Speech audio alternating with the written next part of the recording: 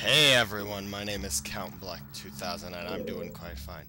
And welcome to another spotlight of Legend of Zelda Ocarina of Time 3-Heart Run. Previously, we went down to the bottom of the well. We're able to get the Lens of Truth here.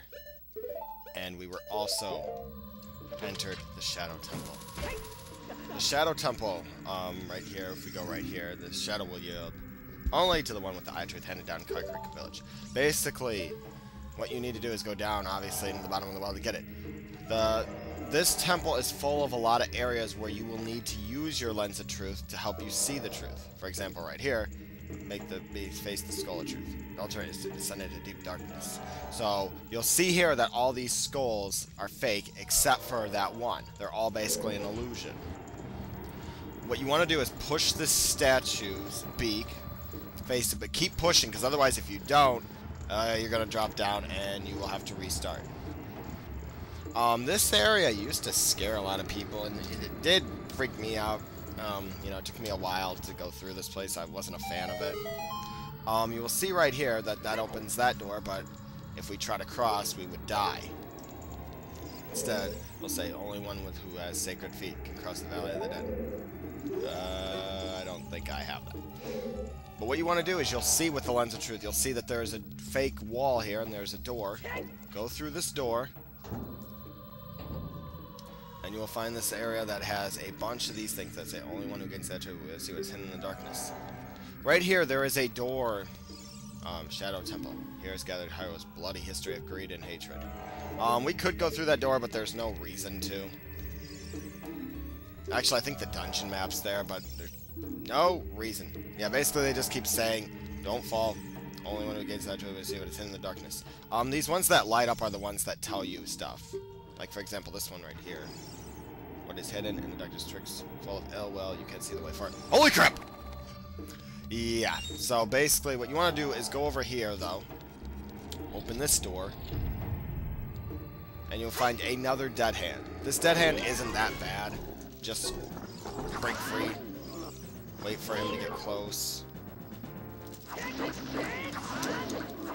And now he will just retreat. And that's it. Once again, get caught. And holy crap, he's behind me! Go, go, go, go, go, go. Come on, get down, get your butt down. And now, yeah, he's retreating. He's like, ah! And he's gonna come up by the same one again. Oh, crap, man, he's like right behind me again! And now he's just dead. It still freaks me out how he does that, how he, like, falls. He falls, like, almost like he's a ghost. Even though he's dead. And he's dead hand. Anyway, when you open this chest, you will get a very nice gift known as the hover boots. With these mysterious boots, you can hover above the ground. The downside, no traction. You can even use these to walk for short periods where there is no solid ground. Be brave and trust in the boots. I actually believe I let this slip, like these things slip in a previous spotlight. I think I mentioned them. I didn't mean to, obviously, but that's my problem. I always get ahead of myself. What you want to do is just simply go back down the path we did. We could go through that door. This just contains the dungeon map. There's a couple redeads in there and a couple keys, but that would just waste time, to be honest, for me, because one, I actually have to kill them. Because that's another thing. The Sun Song that allows you to freeze redeads, yeah, I'm not allowed to use that. I just used it the first time in the graveyard just to show you guys that it works on them. After you do this, these skulls will light. And see how they switch, though? How that one's now the real one? I thought that was a cool touch by Nintendo, how they switched it. When you head down here, you will find a BMOS waiting right here. And also, when we get out our bombs, and kill it. And that just... There we go, now it's dead. Alright, you will see right here there are 3 pathways. 2 of them are used with the Lens of Truth, and 1 might not seem like it's a pathway, but it really is. This way here leads to the compass. There's some redeads in there, but we're not going to bother with them because the compass... This dungeon... That's another thing I was going to say. This dungeon is probably one of the shortest of any of them. Like, it's possible Nintendo didn't want you to have to be in a place like this for too long, especially if little kids were playing. I mean, I don't know if that was what Nintendo wanted, what their intention was, but...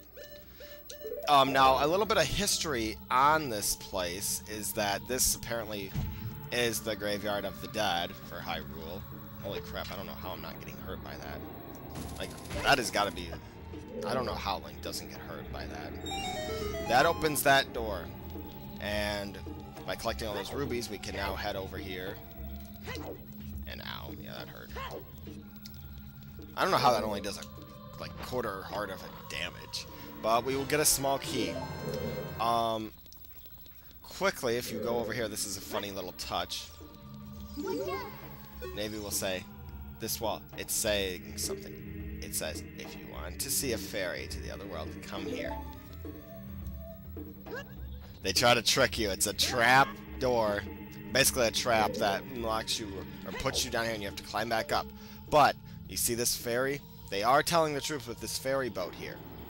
This boat will allow you to reach where we need to go eventually in this temple. But this temple actually is very short. It doesn't take that long to do it. Like, probably it takes you... It's far less than the other ones, because really all you have to do is just go through a couple small things and that's it. Just open this door. As I said, we're not going to bother with the BMOS or anything else. We're not going to bother in that other room because the compass is in there. And this dungeon, believe me, I remember completely. Okay, we have no traction. There it is. Yeah, there's a couple Scatulas here, I remember. These are, usually you just have to wait for them to come down. That, and your hookshot gets rid of them easily. The bow obviously can get rid of them as well, but there's no reason to use the bow and waste arrows. Alright, now right here, there are a couple of guillotines. Yeah, so Nintendo put guillotines. Yay for medieval torture devices and stuff. But... or beheadings. But no, Link will not get his head cut off if you land it. You just, like, take a quarter heart damage. So, somehow... I mean, I don't even understand Nintendo. But anyway, watch the shadows of monsters that hang from the ceiling. Like, this stuff in other games that have, like, stuff like this would give you pretty much, you know, severely weaken you or kill you. And yet, this game, it's like they do a quarter heart of damage. That's it. Wallmaster! And kill him. There we go. He's dead. You get his root money. The hover boots, as you can see. One other thing with the hover boots is if you have to cross a pretty large gap, you want to roll forward and then jump, because you get a little bit extra second. Careful of that guy. Watch this guillotine. And there's a Stavros there, but you don't care, just get over here. There also is a path over there. We don't need to take that path. Don't worry about this thing. It doesn't, like, collapse on you or fall down when you're on it. It just does that. Things scare you. What you want to do is you want to actually go over there, but that door is locked. So what we need to do is we are going to need to go through here, because I believe this is where the key is, if I'm right. There we go. Thing's dead, and there's rubies. Careful, careful, careful. Holy crap, yeah. Good job avoiding there. Alright. Rubies. More, there we go. That opens that door. And that allows us to go through here. Let's see where... Alright, this room.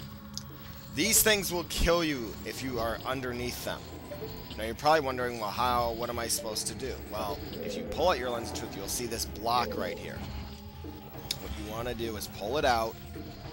And basically, what they're telling you to do is you want to push it this way. And you're going to push it underneath this, these spiky ceiling things. Now, the thing that Nintendo will do is they try to trick you to a point. Well, they want you to figure it out. Is you will notice that eventually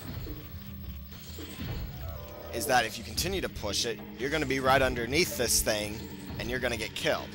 What you want to do is once you have both of them underneath this, start pulling it from the other side to pass through here, because otherwise, yeah, you're going to end up killing yourself by trying to do the right thing.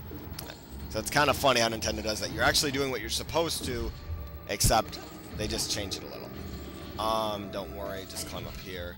The other thing about the hover boots is anytime you're in like mid-air, they automatically do that, so it can get a little bit annoying if you don't really need them.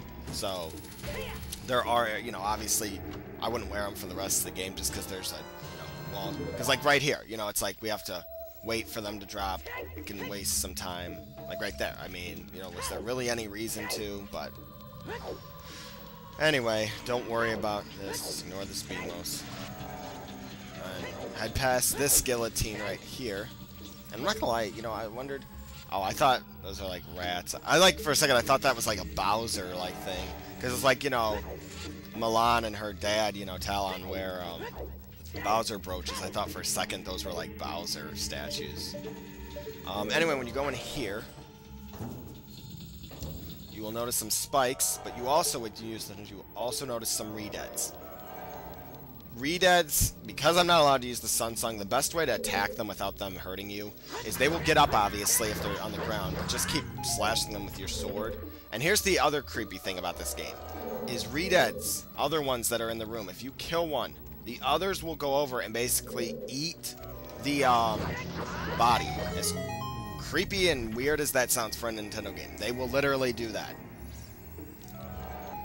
And yeah, it's not a very pretty sight when they get a hold of you either, you know, really. I remember the first time I went through this game, oh my gosh. In the graveyard, you know, underneath the graveyard where you get the Sun Song, oh, I didn't even want to play this game again. I was so terrified when I got a game over too. I'll never forget that. That's one of those moments, you know, in gaming history you don't forget. You know, it's that type of stuff. It's like that first death for a lot of games that have some like creepy creature. Like the first time you die to them, you never forget it. I believe there should be some keys. Ow. There we go. Let's get rid of both of them. But yeah, I mean, it's like first time you play this game, it's the redeads. First time in, you know, Resident Evil 4, it's Mr. Chainsaw Guy getting your head decapitated. I mean, there's just some things you don't forget, and then once you get past it, it's like, you know, it's not that scary anymore, you know. That's how I always saw, like, gaming and stuff. It's like, once you get past that first death in a game that's supposed to be scary, you just, like, don't even worry about it again. And that did not work. Just throw a bomb. What you're supposed to do is throw a bomb in here. Drop down. And you will get a small key to unlock that door in this previous room. The redeads don't come back. If you leave the temple, though, they will, obviously. What does this chest even have? I know, I'm too lazy to walk over there. Oh, 5 rubies. Oh, that was so worth it. Let's see. You know, I bet you I can guess where it is. I think it's a little bit further. Darn it. Darn it. Darn it. Oh, figures I was going in the wrong direction. So yeah, I mean, if you know this temple completely, you don't need the Lens of Truth. I guess the only area you really would need it would be that first part with the beaks, you know, with that beak skull thing. But, you know, remember, I was right here, put on your iron boots, as you saw me do. Just put them on to avoid being blown back by this wind gust. Alright, now this area right here, you're supposed to go through that room right there, but you honestly don't have to. It's just, that room, I remember, it just contains 2 redeads, and you have to get rid of them. Really what you want to do is just go right here, because I do remember trust me, considering all the times I did this temple, I remember that. And this room will lock. Now there'll be a couple of Gibdos in here, or basically redeads. Walk in between them. Holy no. There we go. Let him. And just attack him. Just keep attacking. Attack. Okay, good. And Gibdos are basically redeads that are mummified. Just don't worry about them. They'll do the same attacks. What you want to do is just sneak up behind them, go in between, because otherwise you will get caught and they will latch onto you and die, and there you go. And you will get a chest. And let's see, is this key or is this? Nope, 5 more rubies. Is it right over there? I think. Aha! Yeah, there we go. Yeah, there's the small key. Ow.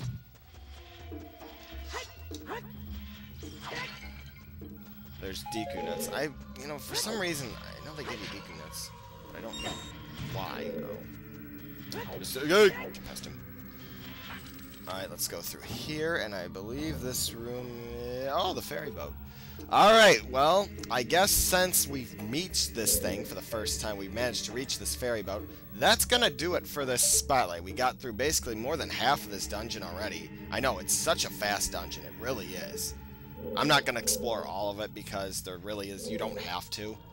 I'm gonna see you guys next spotlight. So this is Comic 2009 saying goodbye.